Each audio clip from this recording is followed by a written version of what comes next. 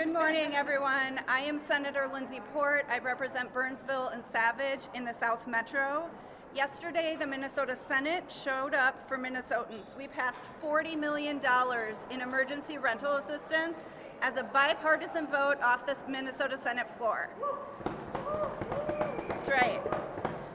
For renters who are being pushed to the brink by the rising cost of food, gas, utilities, healthcare, this support can be the help they need to get back on their feet. Our communities are being pushed to the brink by Trump administration and billionaires who pull their strings.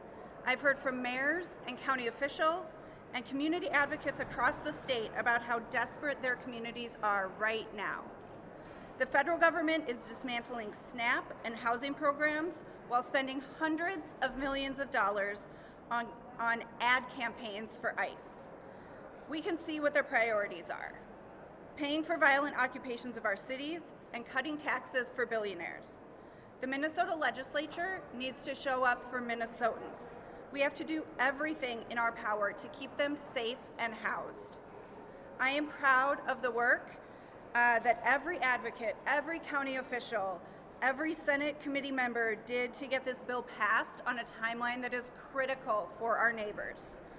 This is not an issue that we can afford to debate in this crisis. Rent is due again in 3 weeks. The Senate did its part. Now it's time for the House to step up and do theirs.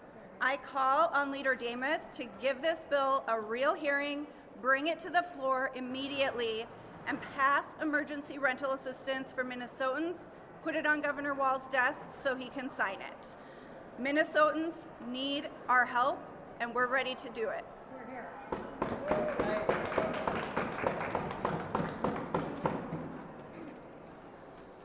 Hola, me llamo Esmeralda y llevo 3 años trabajando aquí en Minneapolis como rufera. En diciembre era imposible encontrar trabajo. Los contratistas... Necesitas hablar aquí. ¿Otra vez? Sí, un poco más fuerte. Hola, me llamo Esmeralda y llevo 3 años trabajando aquí en Minneapolis como rufera. En diciembre era imposible encontrar trabajo. Los contratistas estaban deteniendo los proyectos y diciendo a los trabajadores que se quedaran en casa debido a la actividad de ICE. Virtualmente todas las personas que conocemos en persona en el sector llevaban al menos de 2 a 4 meses sin trabajar. Hello, my name is Esmeralda, and I've been working here in Minneapolis as a roofer for 3 years. My husband is also a construction worker, and he renovates houses. In December, it was impossible for us to find work. Contractors were halting projects and telling workers to stay home because of ICE activity.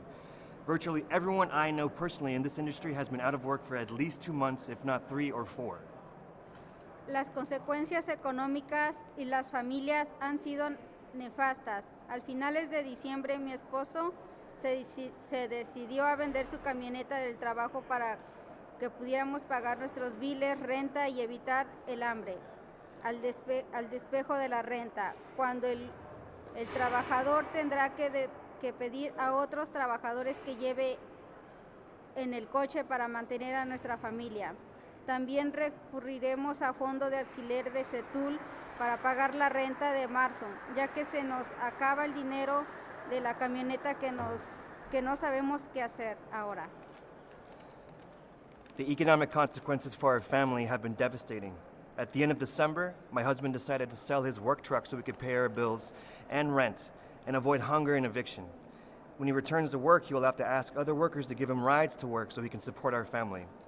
We have also relied on the CETUL rent fund for our March rent since the money from the truck ran out, and we're not sure what to do next.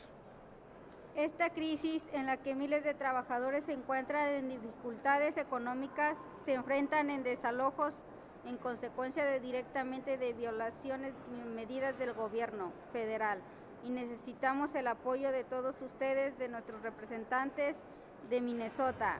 Me alegra que ayer el Senado aprobara un proyecto de ley para destinar $40 millones a ayuda de emergencia para el pago de renta y ampliar el plazo de previsión de subsidio. El 14 a 30 días, esta ayuda para pago de renta salvará vidas de muchas personas. This crisis, in which thousands of workers are struggling financially and facing eviction, is a direct result of the federal government's violent practices. And we need the support of all of you, our representatives in Minnesota. I am glad that yesterday the Senate passed a bill to allocate $40 million to emergency rental assistance and extend the pre-eviction notice period from 14. Ahora nos escuchan nuestras historias como trabajadores y habitantes de Minnesota en todo el estado. Presidenta Lisa DeMush, necesitamos su liderazgo para garantizar que este proyecto de ley también se apruebe en la Cámara. Por favor, apoyen los habitantes de Minnesota que más lo necesitan y hagan correcto hoy. Gracias. Members of the House, I implore you to listen to our stories as workers and Minnesotans across the state. Speaker Lisa DeMuth, we need your leadership to ensure that this bill also passes in the House. Please stand with Minnesotans who need it most and do the right thing today. Thank you.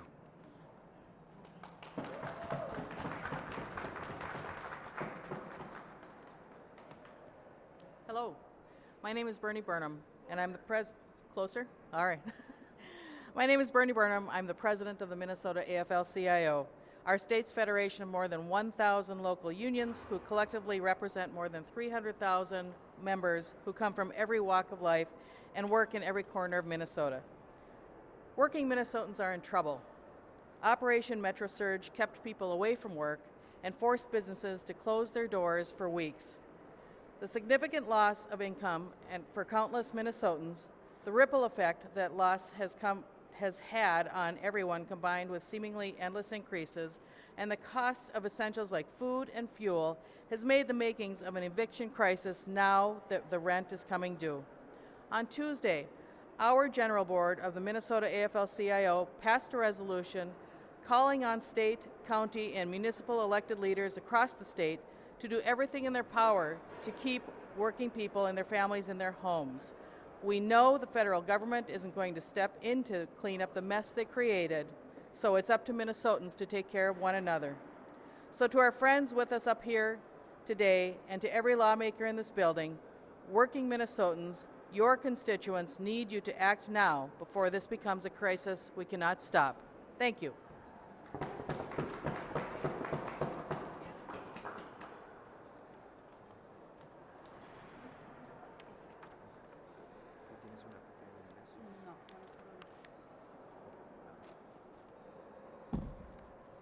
Hola, buenas tardes. Hola, buenas tardes. Mi nombre es Alibella Rodríguez. Soy líder de Inquilinos Unidos por Justicia. Durante 24 años he estado viviendo en mi barrio y en la comunidad con mis vecinos. Actualmente apoyo con la entrega de comida para mis vecinos.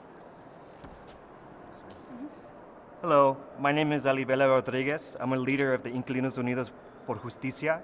For the last 24 years, I've been living in my neighborhood and in my community amongst my neighbors. Currently, I am supporting my neighbors with food deliveries. Soy madre de 3 hijos. Durante estos 3 meses, mi vida nos cambió totalmente. Mi esposo no ha podido salir a trabajar por miedo a ser secuestrado. Mi hija tiene miedo de perder a sus padres. Dejamos de ir a nuestros trabajos. Nuestra hija empezó a tener sus clases en línea.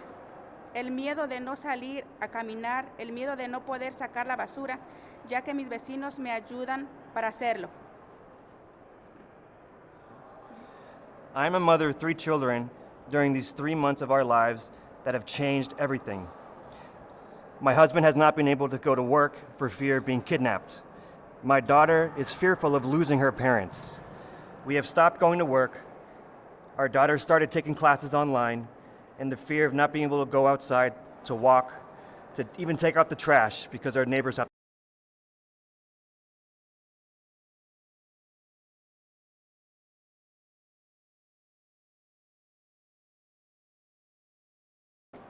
Por todas las injusticias que estamos pasando y que no merecemos pasar, por solo ser latinos y tener diferente color de piel. And it's these moments of uncertainty in which we feel most vulnerable, with fear, frustration, and anger for all of the injustices that are happening, that we don't deserve to be subjected to, only because we are Latino and for having different skin color. Como inquilinos, sabemos que debemos pagar nuestra renta, aunque estamos obligados a no salir a trabajar y que estamos violentados en nuestra comunidad. Los dueños no les importa si falta, ellos quieren su renta. We as renters know that we have to pay the rent.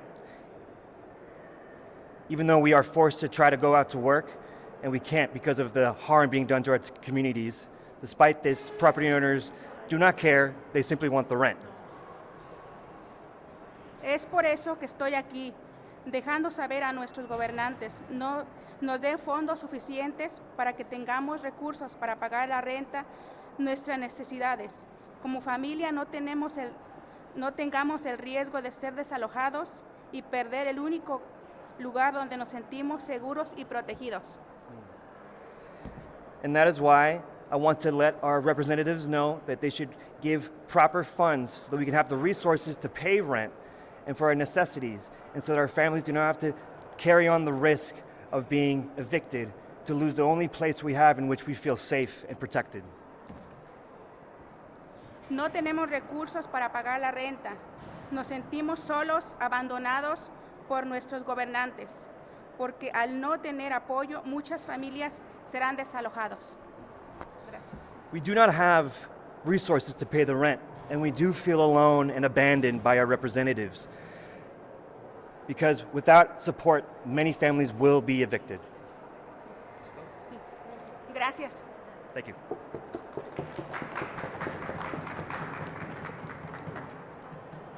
Good morning. I'm Jess Markison, Executive Director of Shir Tikva, a progressive synagogue in Minneapolis, and the primary administrator of the Yesod Mutual Aid Fund. In Hebrew, the word Yesod means foundation. We know that when systems fail, when fear and disruption make daily life precarious, it's our responsibility to be a foundation for one another. At Shir Tikva, we are grounded in radical hospitality and justice.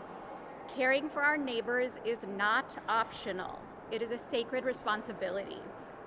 Over the last 6 weeks, the Yesod Fund, together with our community partners, has raised and distributed more than $1 million to help families stay in their homes. I am immensely proud of that work, but the truth is we should not have had to do it. The need is overwhelming. We open for requests weekly, and every time the need greatly outpaces our resources. This past Sunday, we received over $1 million in requests for assistance for hundreds of families, many of whom have eviction notices. And even with our massive fundraising effort, we could not fulfill every request. It is heartbreaking to have to tell parents that we could not keep a roof over their families' heads. Community organizations have stepped up. Faith communities have stepped up. Neighbors and activists and volunteers have stepped up. We have met this moment in strength, but the state hasn't. And the consequences of the state's inaction are real. Every day without action means more families falling behind in rent and more people facing eviction.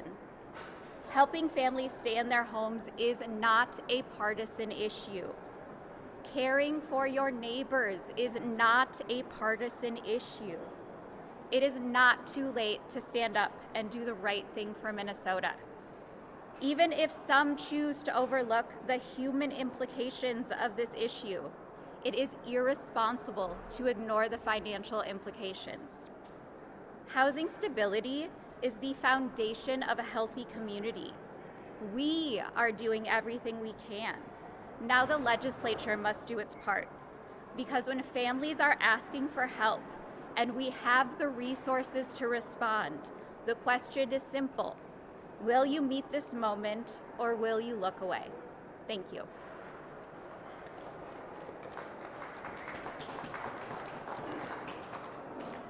Bonjour and hola, my name's Leash Kozlowski. I use they, them pronouns. I'm proud to represent Duluth, and I'm also the co-chair of the Posse Caucus, and proud to be here also alongside my partner in this work, Rep. Esther Agbaje, who's been co-presenting the rental assistance bills. Minnesota, as we are hearing and we already know, is in the middle of a housing crisis. Last year, Minnesotans recorded the highest number of evictions in state history, and if we fail to act in this moment, we are already on track to exceed those record-breaking numbers. Behind every statistic is a real Minnesotan. Parents wondering if their kids are going to have a place to sleep next week, seniors stretching every last dollar, and workers doing everything right and still falling behind.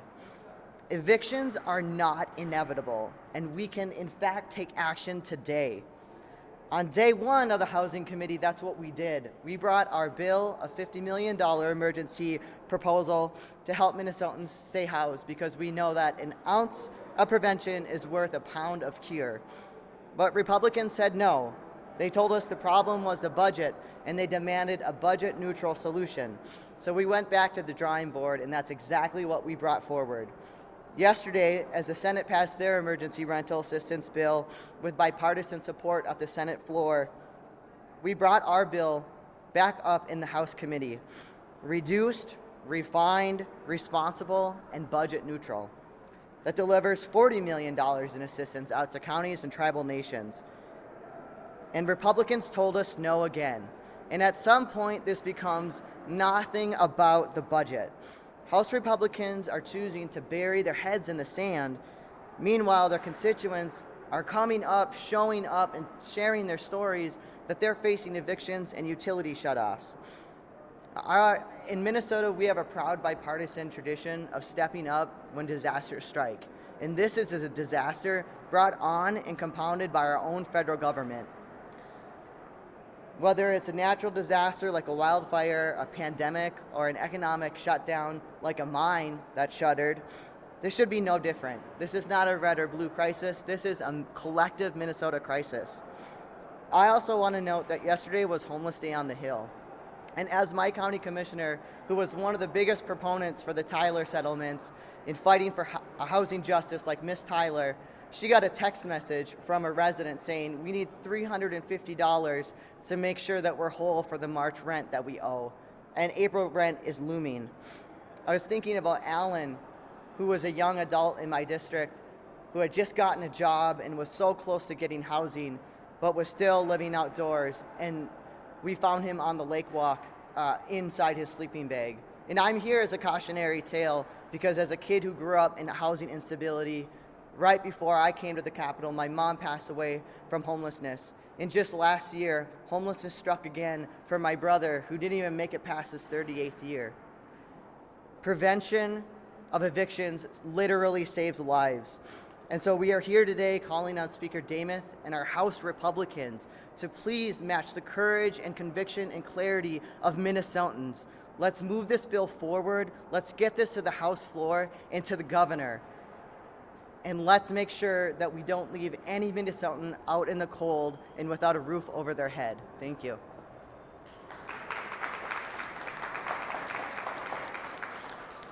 Good afternoon. I want to start by thanking Senator Port for her leadership in getting this bill through the Senate, but also Representatives Kozlowski and Agbaje and Chair Howard for their tireless efforts in the House.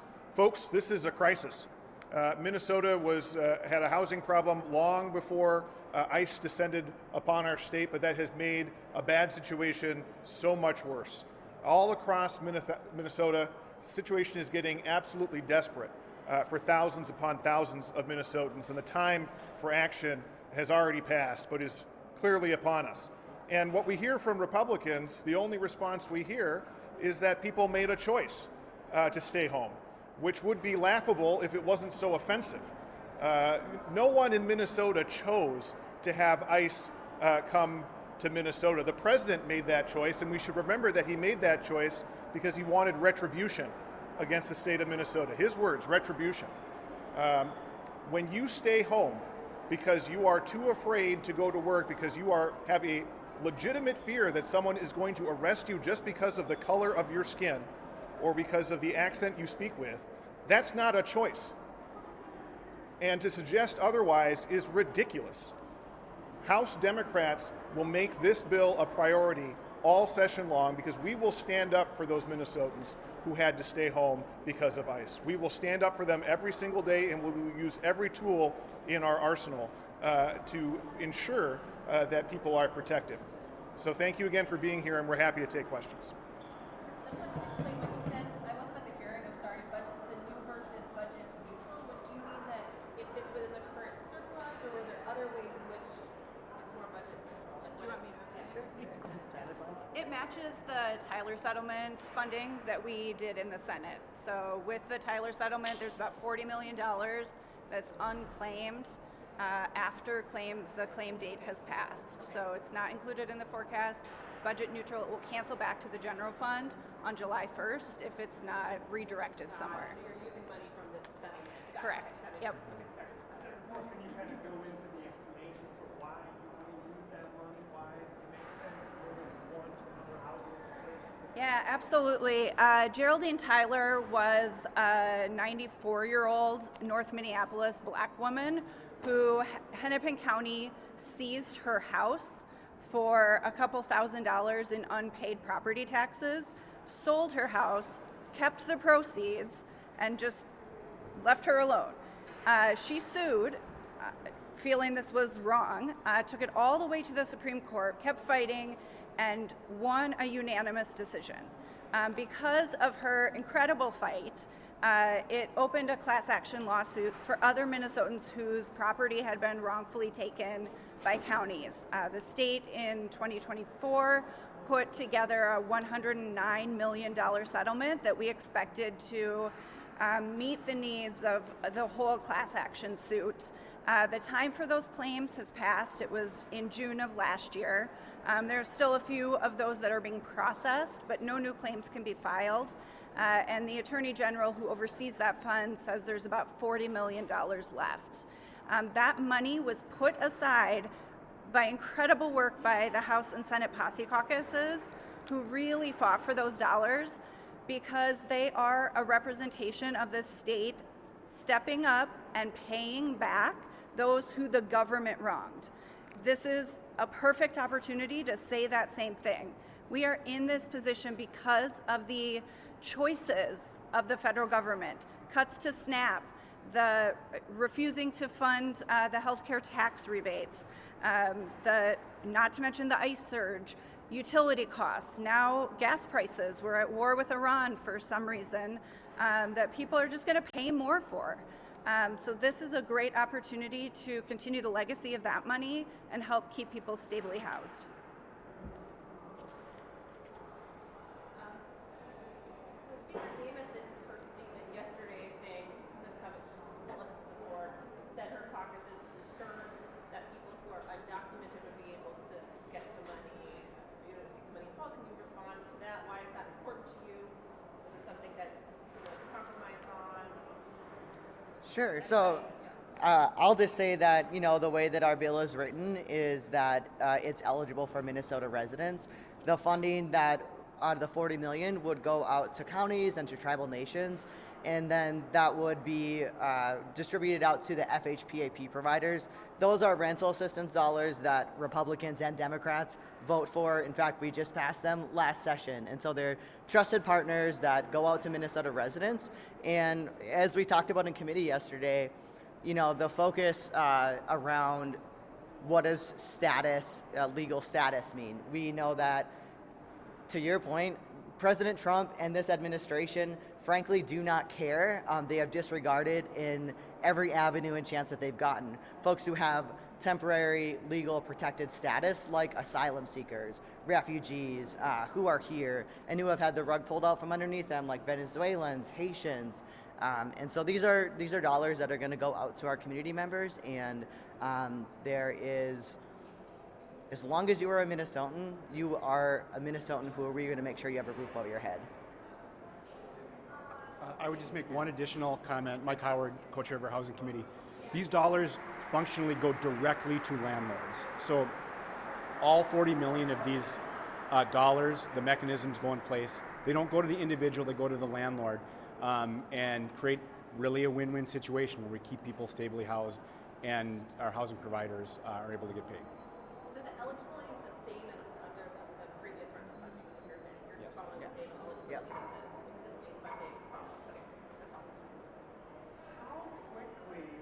government doesn't move fast usually. How quickly, if you pass this, would money be available? So the bill says that the Department of Revenue has 15 days from the date that the bill is signed to get the money out to counties, and then counties have 2 weeks to start getting it out to renters. So we could have money in people's hands in less than a month if we can get the House Republicans to act. It's 3 weeks right now until rent is due again. So passing this in this month to help give folks that extended protection of a 30-day window gets us to the point where they would be able to have money to pay those rent costs. If we pass it now, we can protect people from April rent costs. We can make sure that they're made whole. How are you working across the aisle in the House to make sure that happens? You know, we have been trying repeatedly to work with House Republicans, not just on this bill, but on many fronts, and have found them to be largely unwilling to work with us. You know, I know Chair Howard has brought this bill up multiple times at this point, engaged in dialogue, but we'll keep trying and we'll keep working across the aisle. Of course, the House is tied, 67-67, and so it requires a level of cooperation, not just on this issue, but multiple issues, and there's a lot of session left and a lot of room to grow here, so we'll keep pushing for this one and we'll keep fighting. Leader Stevenson, you said you use all the tools available to you. Can you list some of those tools that we might not be expecting? Well, if I told you, then you'd expect them. Look, there are opportunities and avenues to force votes, both in committee and on the floor, and we will take advantage of those avenues. Is there any way it ends up in a big omnibus bill at the end of the session? You know, nothing's ever dead at the Capitol. Everything goes on all the way to sine die. Thank you very much.